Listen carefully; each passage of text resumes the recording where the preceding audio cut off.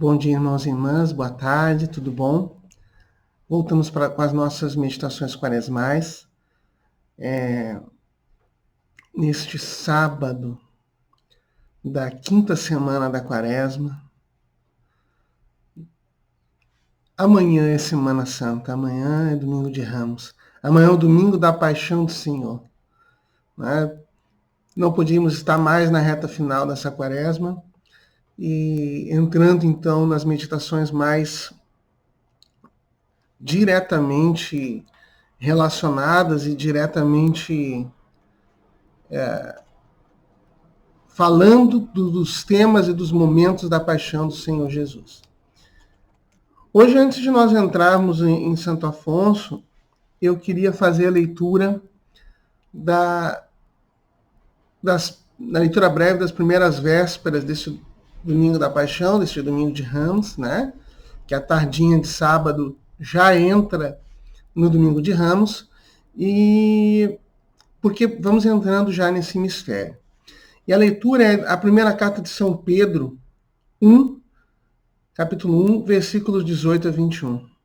E ela diz assim: Sabeis que fostes resgatados da vida fútil herdada de vossos pais, não por meio de coisas perecíveis, como a prata ou o ouro, mas pelo precioso sangue de Cristo.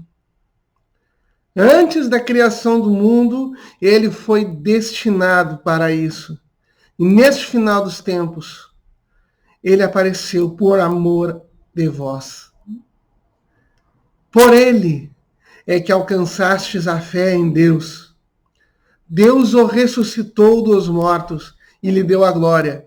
E assim a vossa fé e a vossa esperança estão em Deus. Palavra do Senhor. Então, traz essa noção que ela devia estar sempre aos nossos olhos, né? E que esses apóstolos e os discípulos desses primeiros tempos e durante tantos séculos na igreja tinham sempre diante dos olhos, né? Tinham sempre à vista: fostes resgatados da vida fútil herdada de vossos pais. Aqui é claro que São Pedro, assim como São Paulo, em muitas passagens parecidas, ele tem a preocupação também, ele tem o cuidado de mostrar que, olha, é um rompimento com o judaísmo, é um novo diante do judaísmo, né? Nós tínhamos todos aqueles preceitos, nós tínhamos a revelação de Deus verdadeira e aqueles preceitos, mas agora existe algo novo. Nós somos tirados, aquela vida que tinha antes, ela não é mais.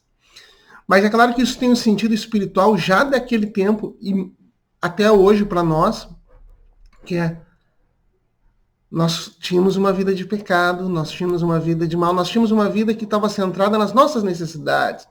O que eu quero, o que eu gosto, o que é melhor para mim, e dane-se o resto, né? E o resto é menos importante.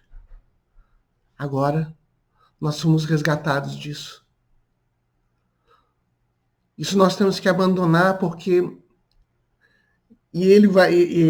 essa noção, esse resgate, ele não foi feito por meio de coisas perecíveis, como a prata e o ouro. Foi feito pelo precioso sangue de nosso Senhor Jesus Cristo. A morte eterna à qual nós estávamos destinados por causa do pecado dos nossos primeiros pais e de toda a humanidade, nós somos resgatados disso, não impera mais sobre nós. Pelo sangue do Senhor. Não foi um valor que ele pagou assim, ele pagou um valor e nós somos libertos. Não, custou sangue. Por isso que São Paulo, em outros momentos, vai dizer: sabeis que nós não nos pertencemos, porque fomos comprados a um alto preço. Nós já não nos pertencemos. De certa forma, o Senhor morreu por mim, e o que eu devo fazer diante disso bom, então eu não vivo mais para mim, eu vivo para Ele. Porque Ele me resgatou. Ele me deu a vida, até então o que estava destinado a mim era a morte. A morte eterna, o afastamento eterno de Deus. E agora eu tenho a vida. Então eu tenho que ter uma vida nova. Fostes resgatados. Antes da criação do mundo, Jesus já tinha sido escolhido para ir. Antes do Big Bang, Jesus já se tinha oferecido para salvar o ser humano, que é sua obra-prima da criação, do pecado em que ele entrou voluntariamente, que ele entrou por vontade própria, a partir da tentação da serpente. E depois, ele veio então por amor a nós, e depois de padecer, ressuscitou, deu-nos vida, deu-nos a possibilidade da fé e da esperança. Eu nem vou explorar todo o texto, porque senão nós não vamos ter tempo de entrar na meditação de Santo Afonso, que é para isso que nós estamos aqui, né? Para entrar na meditação quaresmal de Santo Afonso. E Santo Afonso ele vai seguir na sequência em que ele vinha. Ontem nós interrompemos para meditar as dores de Maria Santíssima. Ele interrompeu, né? E neste domingo da Paixão do Senhor, ou neste sábado, antes sábado da quinta semana da Quaresma, ou para ele, sábado da primeira semana da Paixão, né? Naquela época eram 2 semanas. Ele vai meditar então sobre Jesus apresentado aos pontífices e condenados por ele à morte. Santo Afonso ele vai continuar naquela sequência do que foi acontecendo naquele momento. E agora é muito bom, porque nós temos uma tendência um pouco a nos confundirmos sobre as autoridades daquela época, né? Então, primeiro Jesus é levado ao conselho, né, dos anciãos, ao tribunal de Caifás, aos sacerdotes judeus. Depois ele ainda vai para Pôncio Pilatos, que é uma autoridade romana, depois para Herodes, que é uma autoridade judaica, como se fosse civil judaica, mas que já não tinha autoridade, porque a autoridade civil ali era romana, porque o Império Romano dominava a Palestina, né, toda aquela região, e, portanto, onde habitavam os judeus.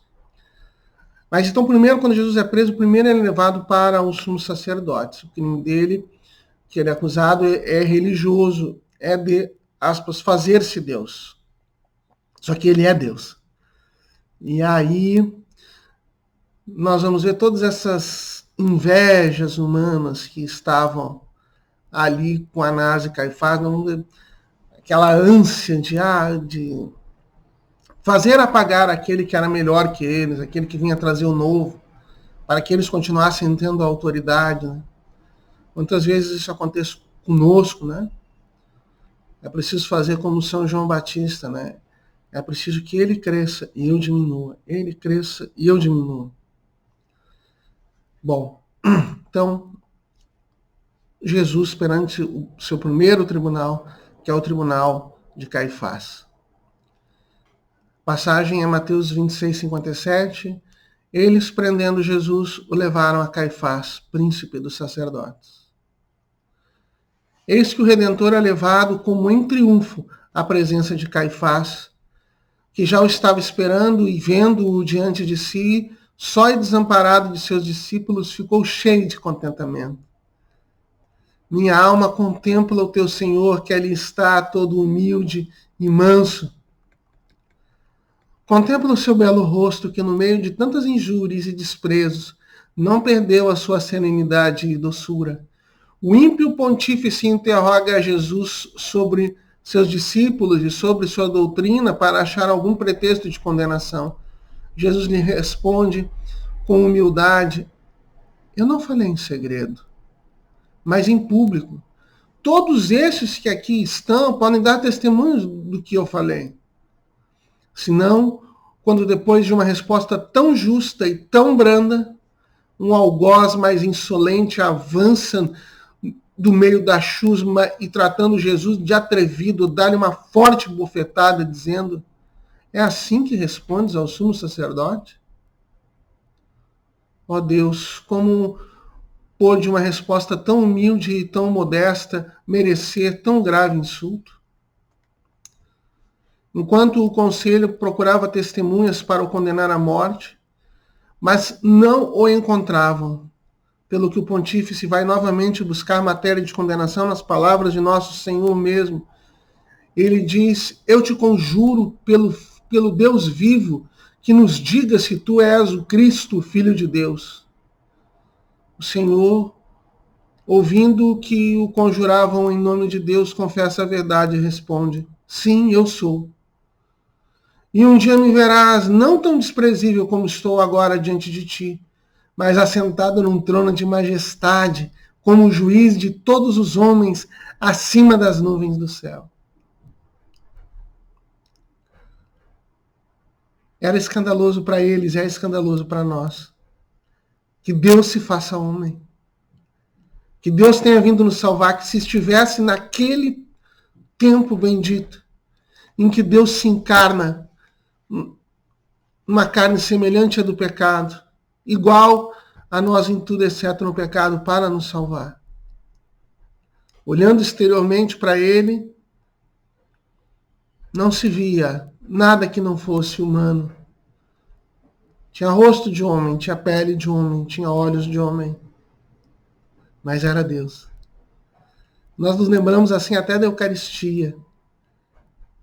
Tem aparência de pão, tem gosto de pão, tem cheiro de pão, mas não é pão. É o corpo, sangue, alma e divindade de nosso Senhor Jesus Cristo.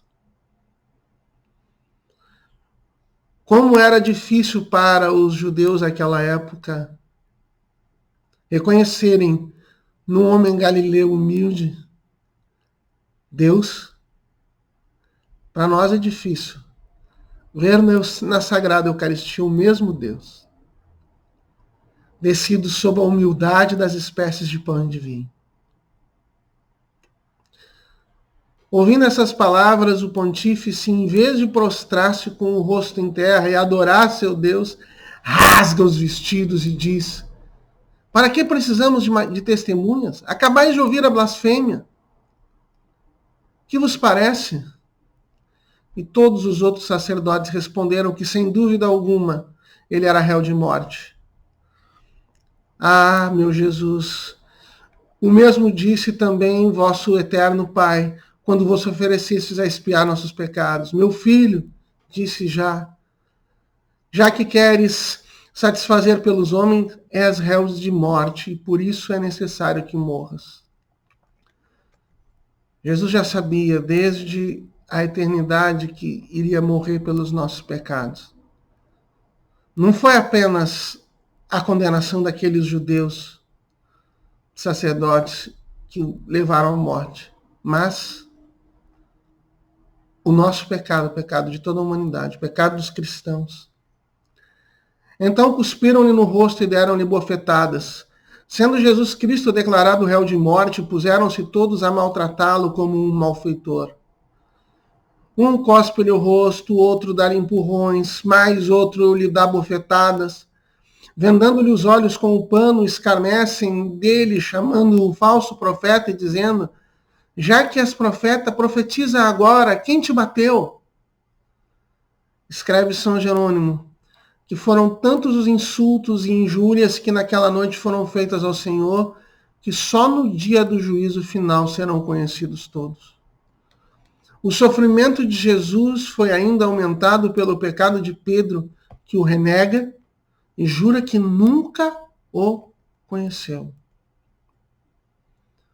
Vai, minha alma, vai ter naquela prisão com teu Senhor aflito, escarnecido e abandonado. Agradece-lhe e consola-o com o teu arrependimento, visto que tu também em algum tempo o desprezaste e renegaste. Diz-lhe que quiseras morrer de dor, lembrando-te que no passado lhe amargurastes tanto o doce coração que tanto te amou. Diz-lhe agora que o amas e não queres senão padecer e morrer por seu amor. E fazemos a oração, né? Passar a viver a nossa vida pelo Senhor e lutar a todo preço contra o pecado. Ah, meu Jesus, esquecei os desgostos que vos dei e lançai sobre mim um olhar de amor, como lançaste sobre Pedro depois que vos renegou. Ó grande Filho de Deus, ó amor infinito que padeceis por aqueles mesmos homens que vos odeiam e maltratam. Vós sois a glória do paraíso. Honra demasiado tereis feito aos homens se vos houvesseis admitido somente a beijar-vos os pés. Mas, ó Deus, quem vos reduziu a esse extremo de ignomínia? De servirdes de ludibrio a gente mais vil do mundo? Dizei-me, meu Jesus, que posso fazer para vos desagravar da desonra que vossos algozes vos infligem com os seus insultos? Ouço-vos responder-me, suporta por meu amor os desprezos, assim como eu suportei por teu amor. Sim, Redentor meu, quero obedecer-vos, ó Jesus, desprezado por minha causa. Aceito e desejo ser desprezado por vossa causa, quanto vos agradar. Dai-me, porém, a graça de vos ser fiel. Fazei-o pelas dores de vossa e minha querida Mãe Maria. Então, assim, nos unimos ao Senhor Jesus, unindo os nossos sofrimentos, as nossas dificuldades, as nossas contrariedades, as nossas penitências, sacrifícios que fazemos nessa quaresma, ao sofrimento do Senhor. Em nome do Pai, do Filho e do Espírito Santo. Amém. Amanhã nos reencontramos com mais uma meditação nessa Santa Quaresma.